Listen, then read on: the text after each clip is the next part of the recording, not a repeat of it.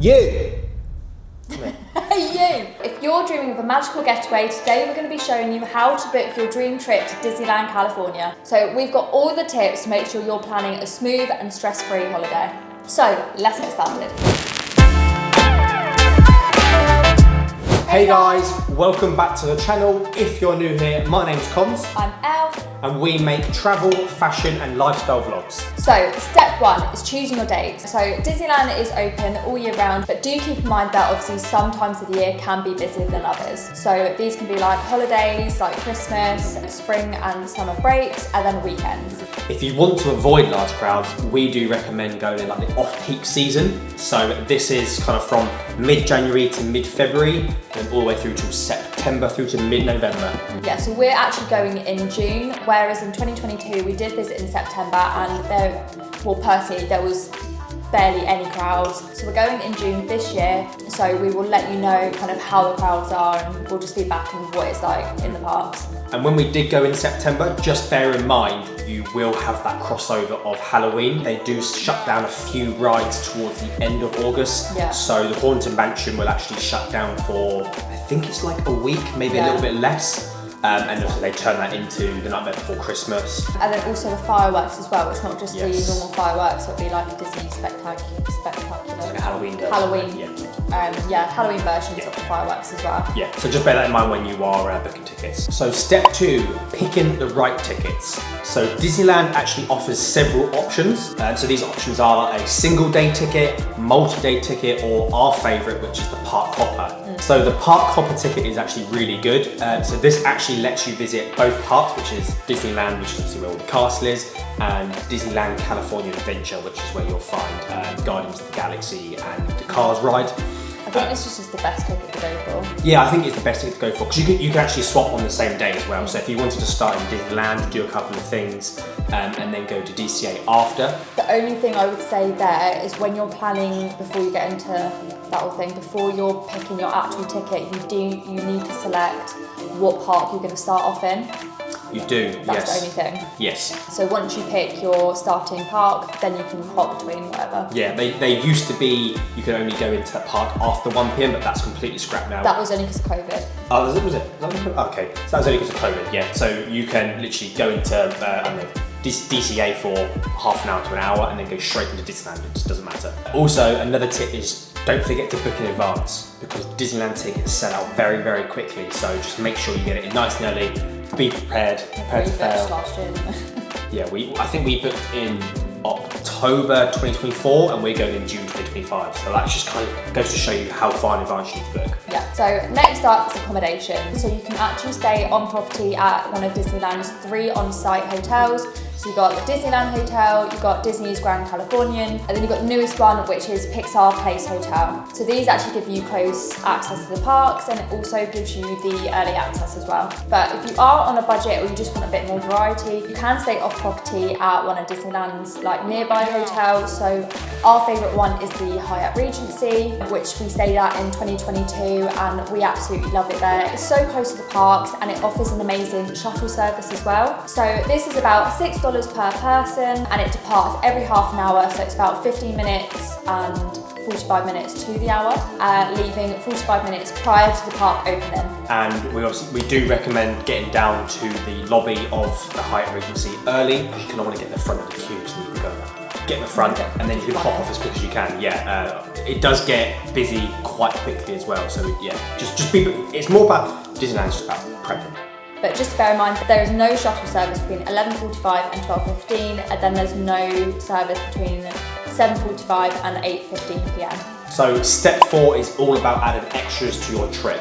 So Disneyland offers amazing dining options. So this is from anything from like quick bites, like fine dining experiences. We highly recommend making dine-in reservations ahead of time, especially at popular spots like Blue Bayou and like your character experiences. These can all get booked up very quickly. Yeah, when we booked in 2022, so I'm such a planner anyway, I literally booked, I went straight away booking and like half the reservations were gone already. Yeah, I think there is a thing of you have to make a reservation 60 days in advance, so just bear that in mind when you're going to book your favourite restaurants. Yeah, but obviously when you are in the park, say if you didn't get dining reservation for Blue Bayou, they do offer walk-ups as well. You can, I can't remember what it's called, but it's like standby wait time. So I think if there's a table free, then give them your phone number and they'll just text you when a table's ready. So that is an option if you don't get the reservation that you want.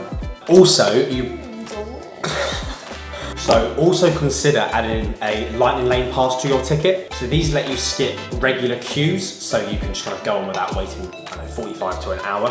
So on the app here, they have lightning lane multi-pass, a lightning lane single pass, and a lightning lane premium pass. Okay, so step 5 is planning your park days. So with the Disneyland app, you can check wait times, you can book dining reservations, and you can also book your lightning lane passes as well. So I'd really take advantage of just planning a little bit ahead so you can make sure that you hit all of your must-see rides and making sure that you go to all of the dining reservations that you want as well. Another tip, make sure you download the Disneyland app, because there is a Disney World app. I think there's a Paris and a Shanghai one. Just make sure you download the correct one for where you're going, because otherwise you'll be looking at it and going like, this looks nothing like all the videos I've seen. So yeah, make sure you download the right one.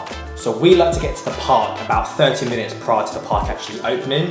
This is only because we like to get to the front to get on rope drop. Now, rope drop is, I didn't actually know this the first time I went, but Ellie's been quite a few times, so she taught me what it was. So rope drop is basically a term that they use, and it's kind of like what it sounds like. They literally just drop the rope. So once you come into the park, you go down Main Street, you can queue on Main Street or around with like the castle areas. You can't actually get into any of the sections of it. So you've got like Tomorrowland on your right, you've got Adventureland on your left, Frontierland, all them kind of things. You can't actually get in them until 8 o'clock, I believe it is. At 8. Sometimes they do drop it a bit earlier. Oh, do they?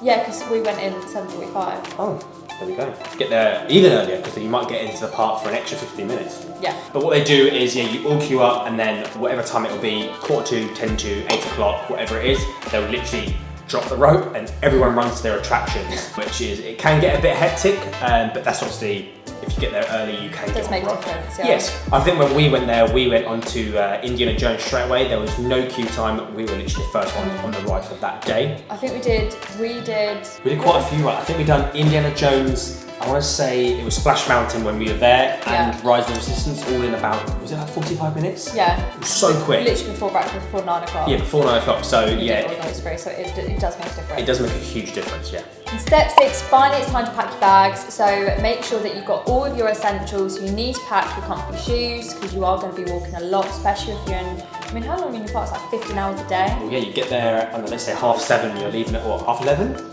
Midnight maybe. Midnight, yeah, it's a long day. So it's a long day, so yeah, make sure you pack your shoes, sun cream, and then we also like to take a few little snacks. So you can actually bring food into the park, so we like to bring water, Coke, sweets and yeah, just little snacks, and just to really save down on costs in the parks. Otherwise you can run past it if you want to get waters every now and then, like it does run past all of the money.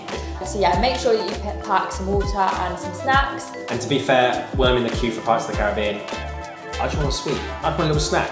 You can be waiting in queues for about an hour sometimes, so it is nice to just swig a bottle of water, have a quick bite of like a little protein bar or a little bar, or whatever it is handy. So yeah, if you want to make the most of your time in the park, just planning a little bit more ahead and planning like if you want snacks or anything. And that's really it. Yes, booking a Disneyland trip to California, it's super exciting, but I think the one thing that you're going to take out of this is just make sure you plan. It's quite a hectic holiday. Yeah. There's a lot going on. You don't really want to miss it because it's such a magical place. So you just kind of plan everything and make sure you have everything kind of set out in stone before you go. Yeah. Obviously you don't need to plan it like day by day. Obviously that's how we like to plan it. I think because you're going such a long way, you do want to make sure that you're hitting off all the main rides, you're going to all of your favourite like character dining experiences, or you want to make sure that you're hitting all of those like key restaurant and experiences.